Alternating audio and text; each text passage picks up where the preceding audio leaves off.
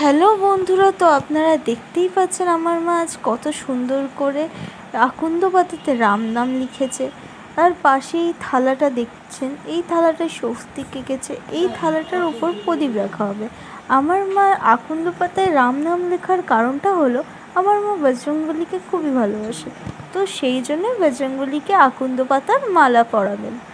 আর এই দেখুন কত সুন্দর মা ধুনো দেওয়ার জন্য ঘুঁটে, তারপরে নারকোল ছোবড়া আর নিম পাতার একটা ধুনো তৈরি করছে। এই ধুনোটা প্রত্যেক শনিবারই আমাদের বাড়ি দেওয়া হয়, ঠিক আছে। আর আজকে যেহেতু শনিবার, তো আমরা নিরামিষ খাই। তো খাবারে দেখুন মা কত সুন্দর করে আমার থালাটা সাজিয়ে দিয়েছে। লঙ্কা, লেবু, তারপরে লাউ পাতার মাখা, তারপরে বরবটি ভাজা, তারপরে